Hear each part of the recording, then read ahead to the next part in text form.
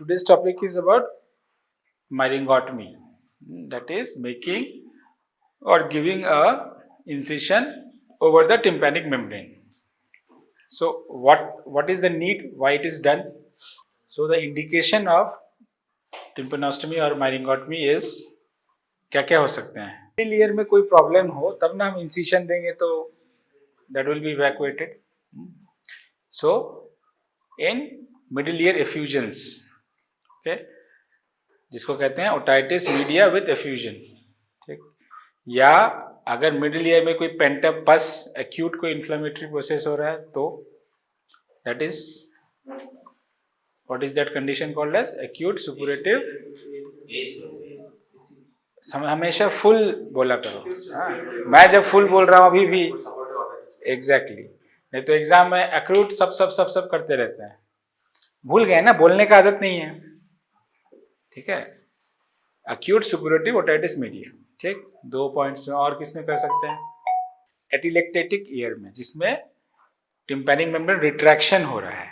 और कुछ cases of बैरोट्रोमा में कर सकते हैं जिसमें यूस्टेशियन ट्यूब ब्लॉक हो गया, लॉक्ड हो गया है, उसके वजह से ऑरल फुलनेस डेवलप हो रहा है, तो उसमें भी किया जा सकता है.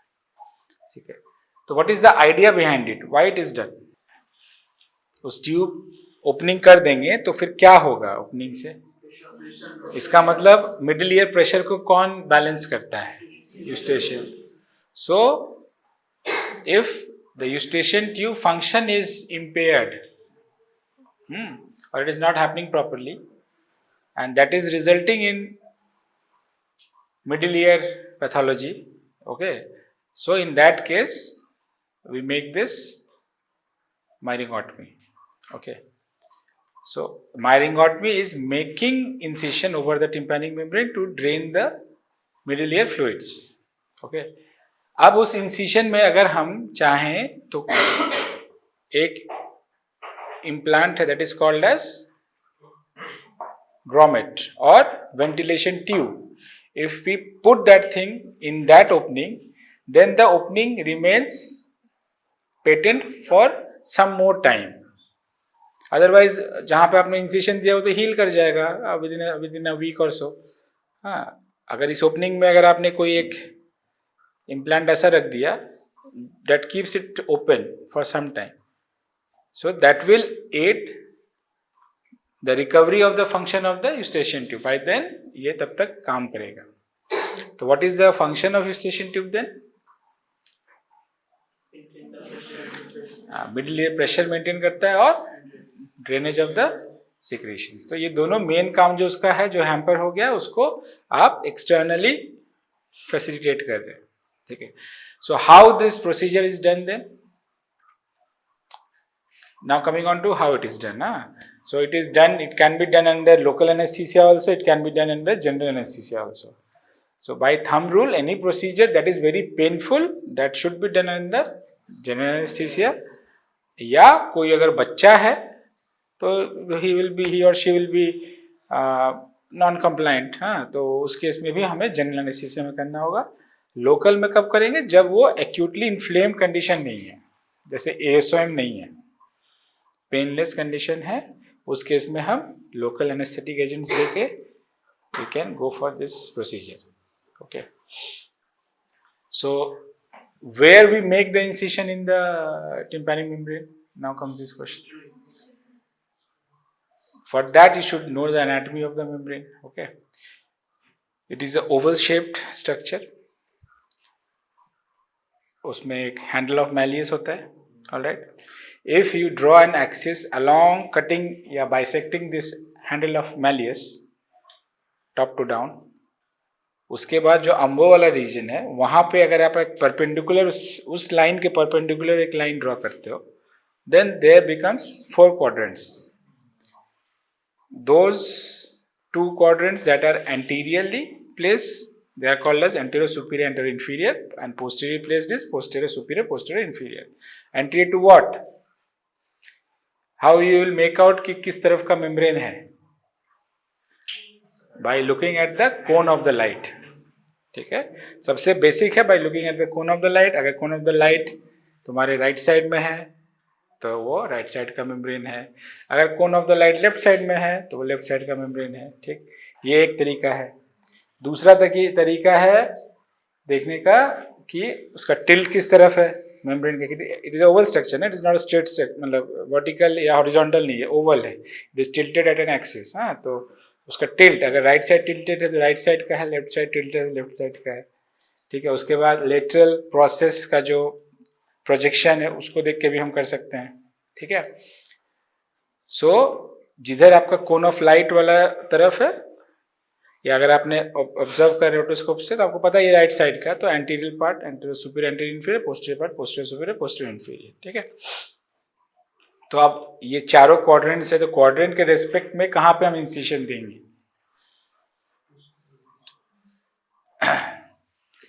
The safest quadrant is antero inferior. क्यों?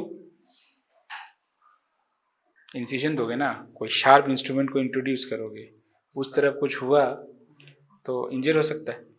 ठीक, तो एंटेरो इंफीरियर में कुछ नहीं है इंजर होने वाला। ठीक है, तो एंटेरो इंफीरियर एंटेरो सुपीरियर में एंटेरो इंफीरियर सबसे सेफेस्ट है, वहां दे सकते हैं। एंटेरो सुपीरियर भी दे सकते हैं, बेटर एंटेरो इंफीरियर है। ठीक है, ये कौन से केसेस में? जैसे फॉर एग्जांपल हम एफ्यूजन को निकालना चाह रहे हैं, हाँ, क्रॉनिक केसेस में करना चाह रहे हैं। अब सपोज करो अगर बल्ज आउट टिम्पैनिक मेम्ब्रेन है एएसओएम में, उस केस में हम देते हैं पोस्टेरो इंफीरियर, टेकिंग केयर कि हमें जो है पोस्टेरो सुपीरियर क्वाड्रेंट में क्या इंपॉर्टेंट स्ट्रक्चर है? The ossicles. ठीक है, इनकस स्टेपिस इंक्लूडस स्टेपिडियल जॉइंट है वहां पे, तो वो सब आप इंजोर ना करें। ठीक है, सो अगर तुमसे पूछा जाए कौन से क्वाड्रेंट में दोगे, सबसे पहले आपको बोला will give in the antero inferior quadrant. क्यों? क्योंकि वहां पे कोई वाइटल स्ट्रक्चर नहीं है डैमेज के लिए। ठीक है, आप इंसिशन किस तरीके का दोगे? लंबा दोगे, चौड़ा, हॉरिजॉन्टल दोगे, गोल कर दोगे, क्या दोगे? ठीक है, तो इंसिशन हम देते हैं रेडियल इंसिशन। ठीक है, जैसे रेडियस बनता है उस तरीके पे सेंटर्स के अंबों की तरफ से नीचे की तरफ रेडियल इंसिशन देते हैं। और ये देते हैं हम लॉन्ग स्टैंडिंग डिजीजेज जो है उसमें, और जब हम इसमें देते हैं तुम्हारा एएसओएम वगैरह में देते हैं उसमें कर्वीलिनियर भी दे सकते हैं। ठीक है, क्योंकि इसमें हमारा टारगेट क्या है? जो लॉन्ग स्टैंडिंग डिजीज है उसमें हमारा टारगेट है कि हम यूस्ट्रेशन ट्यूब फंक्शन को रिकवर होने का टाइम देंगे, तो mostly it is combined with grommet insertion.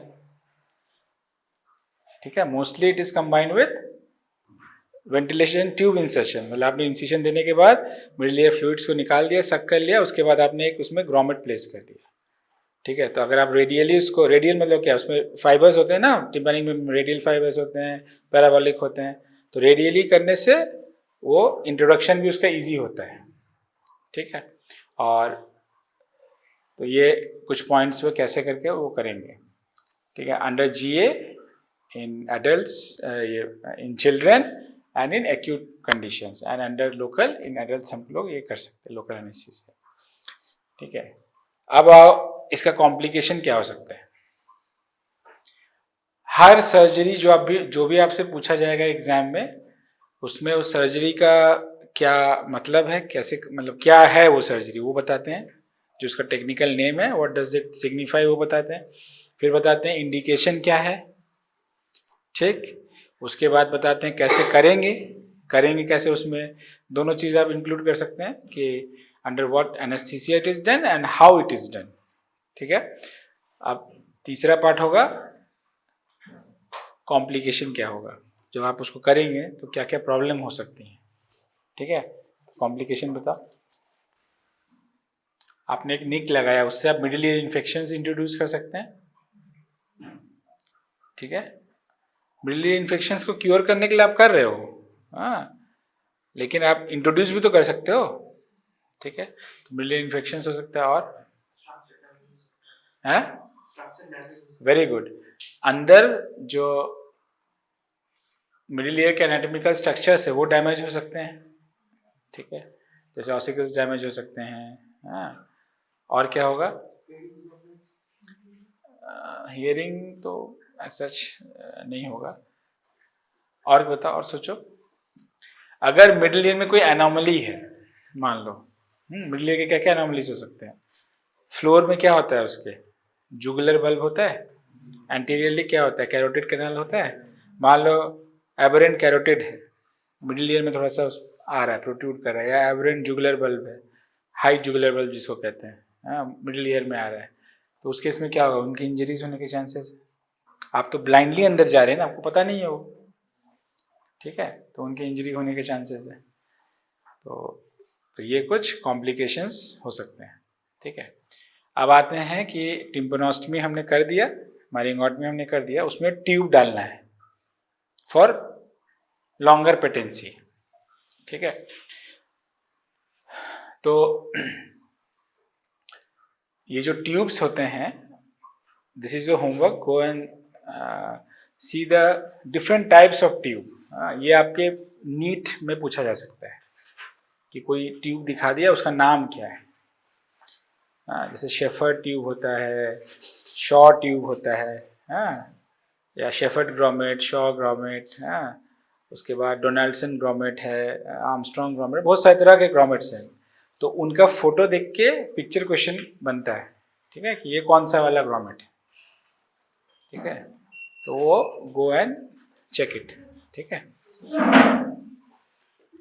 तो हमने ग्रोमेट लगा दिया। अब क्या ग्रोमेट हमेशा रहेगा? The grommet as such design, ऐसा उनका डिजाइन होता है कि जब नेचुरली जो टिम्पैनिक मेम्ब्रेन जब हील करेगा तो जब gradually it will be pushed out, ठीक है। तो it should be pushed out, क्योंकि हमारा ऑब्जेक्टिव क्या है कि to give a period of recovery to the eustachian tube, कि उतने दिनों में ये अपना फंक्शंस रिकवर कर ले, ठीक है। तो grommets are usually extruded out in 3 to 6 months, ठीक है। अब आते हैं कि कॉम्प्लिकेशंस क्या हो सकते हैं इसमें, कि ग्रोमेट लगाया तो अब उसमें क्या क्या हो सकते हैं। एक तो ब्लॉकेज ऑफ द ट्यूब हो सकता है। मान लो ट्यूब है ना भाई, उसका फंक्शन, उसमें सब एयर जा रहा है बाहर से, मान लो वही ब्लॉक हो गया, मिडिल ईयर सिक्रीशन से वो ब्लॉक हो गया, या ब्लड से ब्लॉक हो गया, हो सकता है कि नहीं। तो ब्लॉकेज हो जाएगा तो उसका फंक्शन तो कुछ होगा नहीं, फिर तो एक ब्लॉकेज हो सकता है। और क्या हो सकता है? अगेन उस ट्यूब से मिडिल ईयर इन्फेक्शन हो सकते हैं, ठीक। और कॉमन चीज से सोचना है। वाइवा में जब पूछा जाएगा तो आप क्या हो गया, क्या पूछ दिया, ऐसे नहीं, सिंपल ट्यूब है, क्या क्या हो सकता है उसमें, और क्या हो सकता है सोचो। आपने एक रेंट बनाया था जिसमें से ट्यूब रखा था, ट्यूब एक्सट्रूड हुआ, लेकिन वो रेंट वो रह गया, ठीक है, तो परफोरेशन हो गया, वो परमानेंट रह गया वो, ठीक है। और तुमने जो बोला कि अंदर के स्ट्रक्चर्स भी डैमेज हो सकते हैं अगेन, ठीक है। सो तो these are two different things. Myringotomy is making an incision and opening in the tympanic membrane with grommet tube insertion, ये एक सेपरेट है, ठीक है। तो एग्जाम में हो सकता है ग्रोमेट रखा रहे आपसे, आपके उसमें इंस्ट्रूमेंट जो ट्रे रहेगा, ग्रोमेट रखा रहे, पूछा जाएगा ये क्या है, ठीक है।